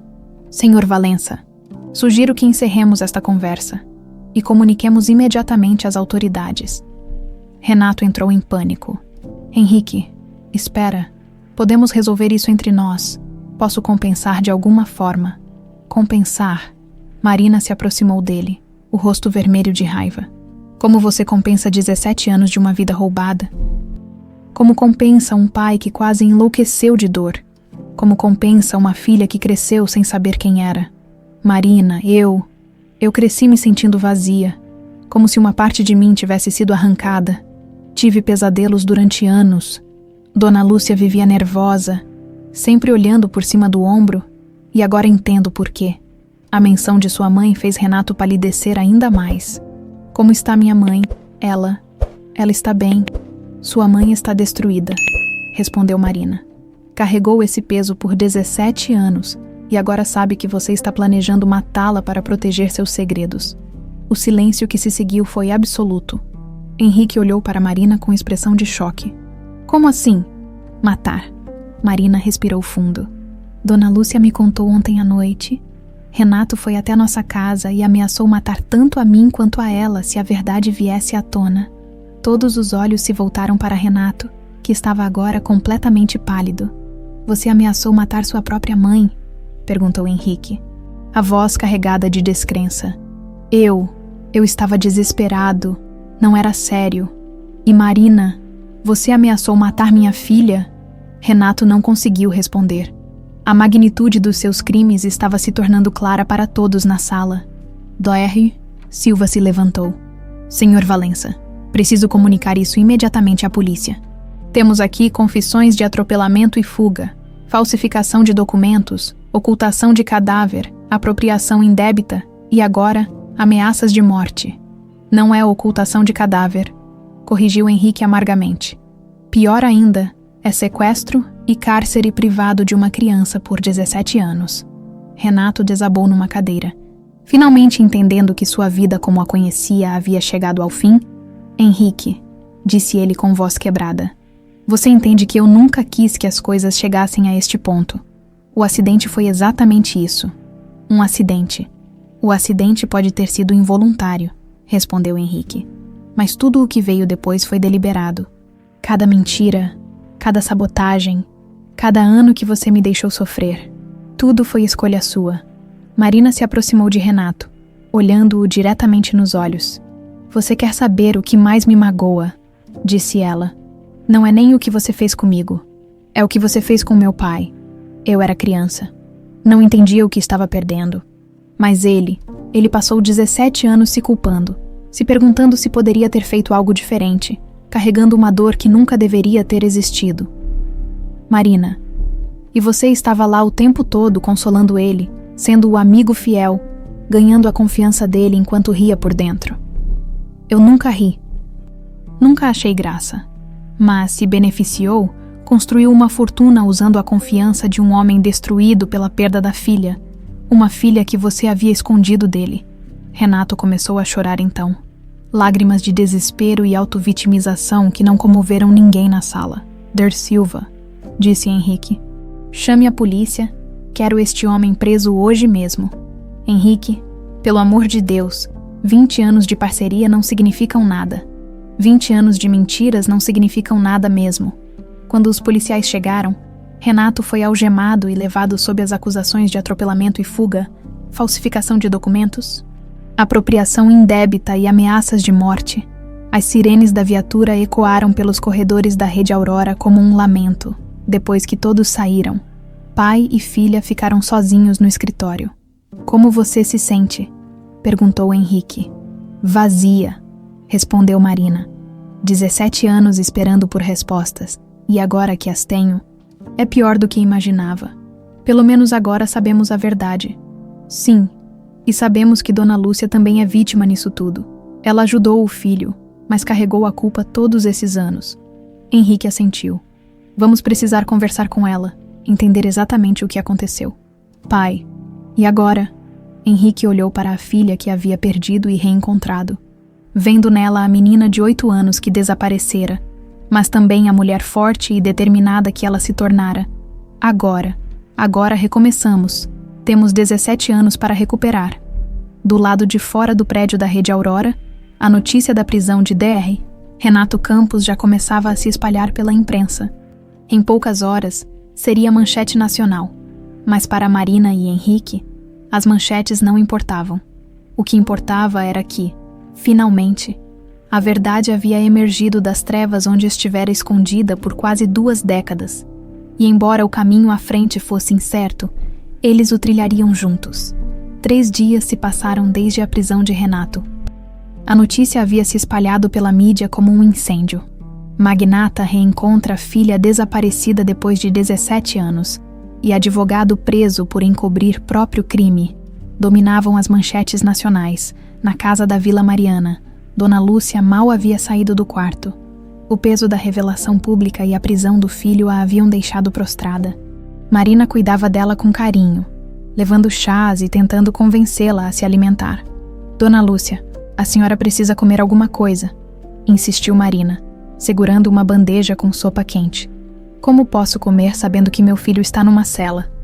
Respondeu a idosa com voz fraca. Tudo isso é culpa minha. Marina, se eu tivesse o convencido a contar a verdade naquele dia, a senhora fez o que achou melhor para proteger seu filho. Qualquer mãe faria o mesmo. Dona Lúcia olhou para Marina com olhos cheios de lágrimas. Você é muito bondosa para alguém que teve a vida roubada por causa das minhas decisões. Era noite de sexta-feira quando tudo mudou. Marina estava na cozinha preparando um chá, quando ouviu um barulho estranho na sala. Encontrou Dona Lúcia tentando se levantar da poltrona, mas cambaleando perigosamente. Dona Lúcia, o que aconteceu? Estou me sentindo estranha, tontura. Marina a ajudou a se sentar novamente e notou que ela estava pálida e com a respiração irregular. Vou chamar o SAMU. Não, querida, não precisa, só um pouco de cansaço. Mas Marina já estava discando o número de emergência quando ouviram o som de uma chave na fechadura da porta da frente. Ambas se entreolharam com terror. Apenas 3 pessoas tinham chave daquela casa: Marina, Dona Lúcia e Renato. E Renato deveria estar na prisão. A porta se abriu lentamente e a silhueta familiar apareceu no corredor. Renato estava visivelmente transtornado. Os cabelos despenteados, roupas amarrotadas e um olhar selvagem que Marina nunca havia visto antes. Como você saiu da prisão? Perguntou Marina, instintivamente se posicionando entre ele e Dona Lúcia. Fiança, respondeu ele com voz rouca. Meus advogados conseguiram uma fiança temporária enquanto aguardo o julgamento. Então vá embora, a senhora precisa de cuidados médicos. Renato olhou para a mãe e viu como ela estava debilitada por um momento. Sua expressão se suavizou. Mãe, você está bem? Estou morrendo, filho, respondeu Dona Lúcia com brutal honestidade, morrendo de tristeza e culpa. Não diga isso. Renato se aproximou, mas Marina não saiu da frente. Fica longe dela. Marina, ela é minha mãe, e ela está doente por sua causa. Por causa dos seus crimes, das suas ameaças. Foi então que Marina notou algo que a fez gelar o sangue. Na mão direita de Renato havia algo que brilhava sob a luz fraca da sala. Uma arma. Renato, sussurrou ela, o que você está fazendo? Ele seguiu o olhar dela e percebeu que a arma estava visível. Em vez de escondê-la, ele a ergueu ligeiramente. Vim terminar o que deveria ter terminado há 3 dias. Filho, gritou Dona Lúcia, tentando se levantar novamente. Que loucura é essa? Mãe, você não entende. Minha vida acabou. Estou arruinado financeiramente. Vou perder minha licença para advogar. Vou ser preso por décadas. Não tenho mais nada a perder. Marina começou a recuar lentamente, levando Dona Lúcia com ela. Renato, pensa no que está fazendo. Isso não vai resolver nada. Vai sim. Se vocês duas não estiverem mais aqui para testemunhar contra mim, posso alegar que foi tudo invenção. Que Marina é uma golpista que tentou se aproveitar da dor de Henrique. E sua confissão gravada, as evidências que Dirietri Silva coletou. Vou dizer que foi coação, que Henrique me ameaçou. O desespero de Renato era palpável. Marina percebeu que ele havia perdido completamente o contato com a realidade. Filho, disse Dona Lúcia com voz firme apesar da fraqueza física, se você fizer isso, vai se tornar um assassino, não apenas alguém que cometeu um erro na juventude, um assassino de sangue frio. Eu já sou um criminoso, mãe. Não importa mais. Importa sim. Marina se posicionou ainda mais à frente de Dona Lúcia. Você ainda pode escolher fazer a coisa certa. Renato riu com amargura. A coisa certa? Onde estava a coisa certa há 17 anos? Onde estava quando eu era jovem e tinha toda uma vida pela frente? A coisa certa estava em assumir a responsabilidade pelos seus atos. Fácil falar isso agora. Foi então que ouviram o som de carros parando na frente da casa. Vozes masculinas se aproximando. Henrique havia chegado para a visita diária à filha, acompanhado por Dr. Silva. Havia também 2 detetives particulares que estavam ajudando a investigar os crimes de Renato. Merda! Praguejou Renato correndo para a janela. Henrique está aqui. Então se entregue. Então se... disse Marina. Acaba com isso agora, antes que seja tarde demais. É tarde demais desde o dia do acidente. Renato ouviu Henrique tocando a campainha e depois tentando a maçaneta. A porta estava destrancada. Marina, Dona Lúcia, estão aí! Gritou Henrique do lado de fora. Renato apontou a arma diretamente para Marina. Se você gritar para avisar que estou aqui, atiro em você primeiro e depois na minha mãe. Marina assentiu, o coração batendo tão forte que ela achava que todos podiam ouvi-lo. A porta da frente se abriu e os passos de Henrique ecoaram no corredor. Marina! Estamos na sala, pai, respondeu ela. Tentando manter a voz normal, Henrique apareceu na entrada da sala e imediatamente percebeu que algo estava errado. Marina estava tensa. Dona Lúcia parecia doente e havia uma atmosfera de terror no ambiente. Foi quando viu Renato parado no canto da sala, segurando uma arma. Jesus Cristo, sussurrou Henrique. Entre, Henrique, disse Renato com voz assustadoramente calma. E diga para seus amigos ficarem do lado de fora. Renato, o que você está fazendo? Corrigindo um erro de cálculo. Dr. Silva apareceu atrás de Henrique e imediatamente avaliou a situação, como ex-policial.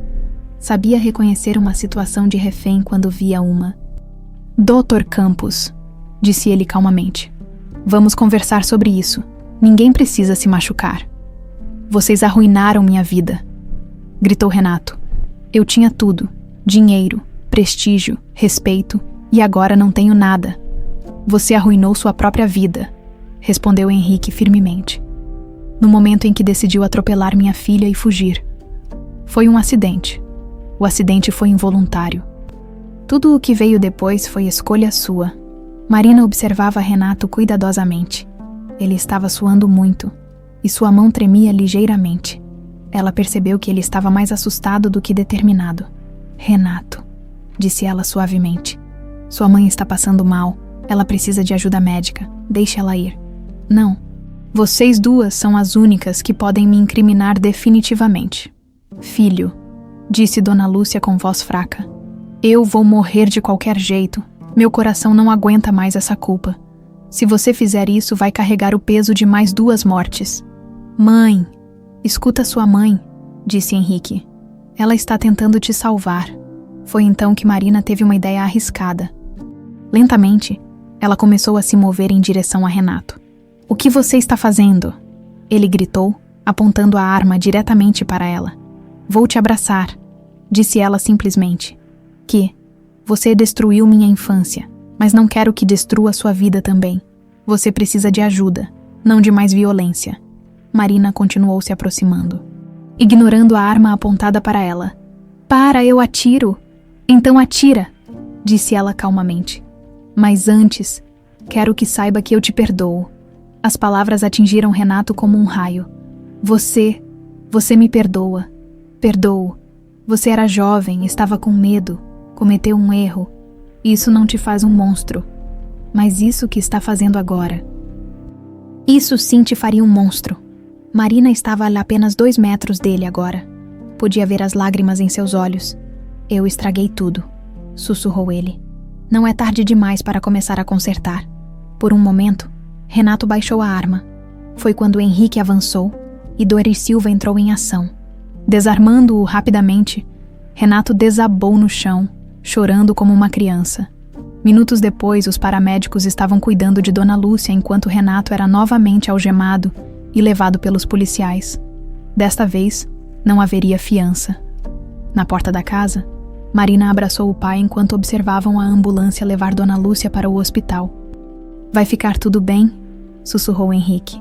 Vai sim, concordou ela. Finalmente vai ficar tudo bem. 6 meses depois, o outono chegara cedo a São Paulo naquele ano. As folhas amareladas do ipê no jardim da nova casa dançavam suavemente com o vento da tarde, criando um tapete dourado que Marina observava da janela do escritório. Dona Lúcia havia partido pacificamente 3 semanas após a noite do confronto. Seu coração, enfraquecido por anos de culpa e remorso, simplesmente parou de bater numa manhã ensolarada de agosto. Suas últimas palavras haviam sido de alívio.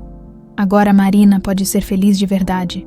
Marina fechou o laptop onde estava trabalhando no relatório mensal da Fundação Clarinha Marina e caminhou até a sala onde Henrique lia documentos jurídicos.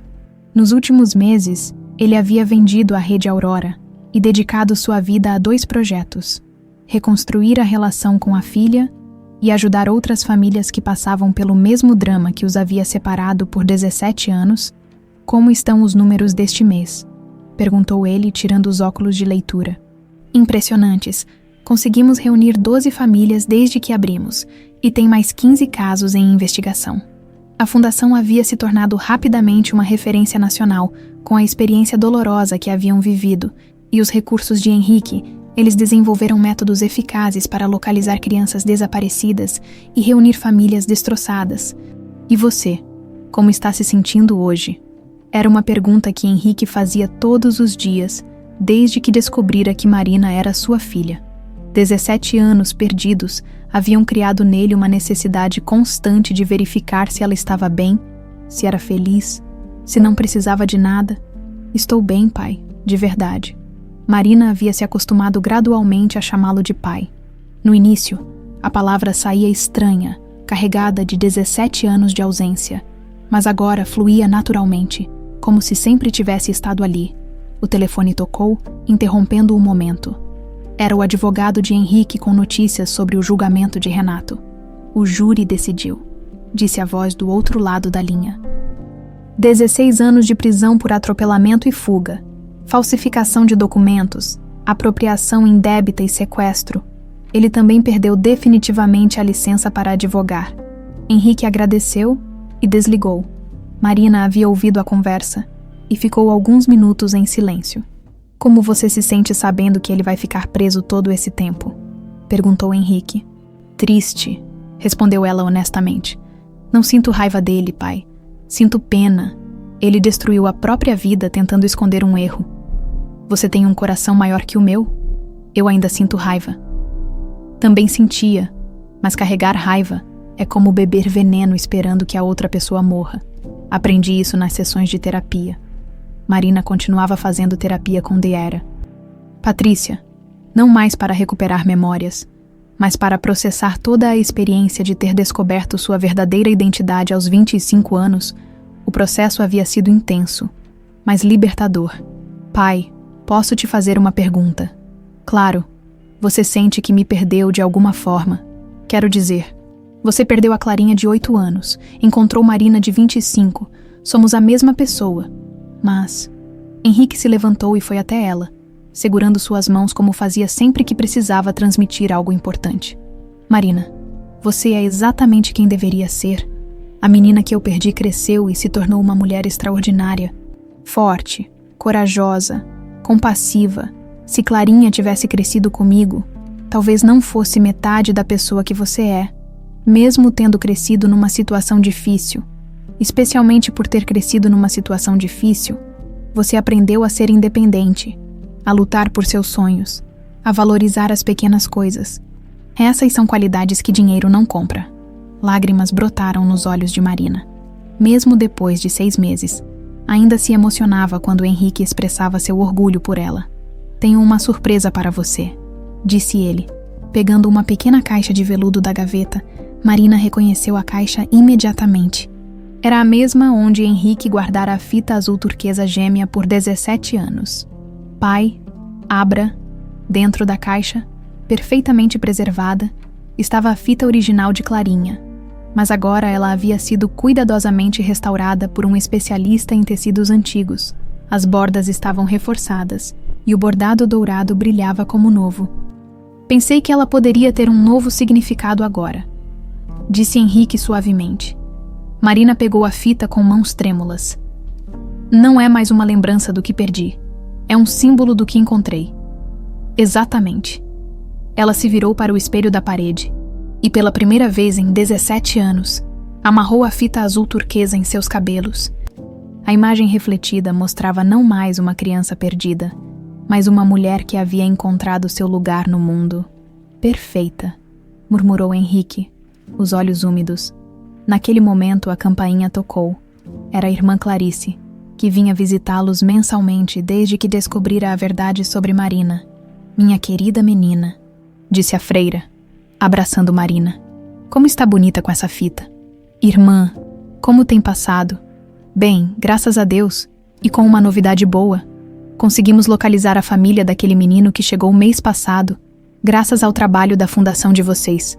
Era essa a maior recompensa do trabalho que faziam. Ver outras famílias se reencontrando, outras crianças descobrindo suas verdadeiras identidades. Irmã Clarice, disse Henrique. Nunca agradeci adequadamente por ter cuidado da Marina todos esses anos. Não precisa agradecer. Foi um privilégio cuidar dessa criança especial. Sempre soube que ela tinha algo diferente. Uma força interior que vinha de ser muito amada, mesmo não lembrando de quem a amava. O amor verdadeiro não precisa de memória para existir. Ele fica gravado na alma. Depois que irmã Clarice foi embora, pai e filha saíram para o jardim. O sol estava se pondo, pintando o céu de tons dourados que combinavam perfeitamente com a fita no cabelo de Marina. Pai, posso te contar um sonho que tenho? Claro, quero expandir a fundação, não apenas para crianças desaparecidas, mas para qualquer pessoa que tenha perdido sua identidade de alguma forma, refugiados, pessoas com amnésia, idosos abandonados. É um sonho lindo e realizável, e quero que tenha uma parte especial dedicada à memória de Dona Lúcia. Henrique sorriu, mesmo depois de tudo que ela fez. Especialmente por causa de tudo que ela fez. Ela cometeu erros terríveis tentando proteger o filho, mas carregou a culpa pelo resto da vida. Quero que outras mães saibam que há sempre uma segunda chance de fazer a coisa certa. Caminharam até o banco de madeira sob o ipê, onde costumavam sentar para conversar no final de cada dia. Marina, posso te fazer uma pergunta agora? Sempre. Você é feliz, realmente feliz? Marina ficou em silêncio por alguns minutos, contemplando a pergunta. Sabe, pai, durante anos, eu senti como se tivesse um buraco no peito, como se faltasse algo essencial que eu não conseguia identificar.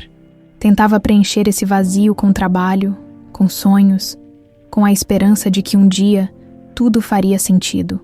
E agora entendo que o que faltava não era uma lembrança ou uma identidade. Era você. Era saber que em algum lugar do mundo alguém me amava incondicionalmente, mesmo sem me conhecer realmente. Henrique sentiu as lágrimas escorrerem livremente por seu rosto. E você, pai, é feliz. Pela primeira vez em 17 anos. Sim, completamente feliz.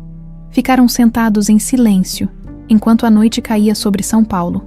No céu, as primeiras estrelas começavam a aparecer, testemunhas silenciosas de um amor que havia sobrevivido a 17 anos de separação.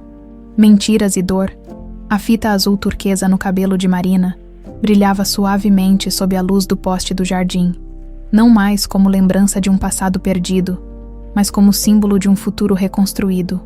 Perdoa-me, minha Clarinha, sussurrou Henrique, repetindo as palavras que havia sonhado dizer por tantos anos. Eu nunca parei de te amar, nem por um segundo. Marina segurou a mão do pai e sorriu através das lágrimas. Eu sempre soube que alguém me amava, pai. Meu coração nunca esqueceu. E ali, no jardim da casa que haviam construído juntos, pai e filha finalmente começaram a viver os anos que o destino havia tentado lhes roubar. O amor verdadeiro, descobriram, é mais forte que o tempo, a distância e até mesmo a própria memória.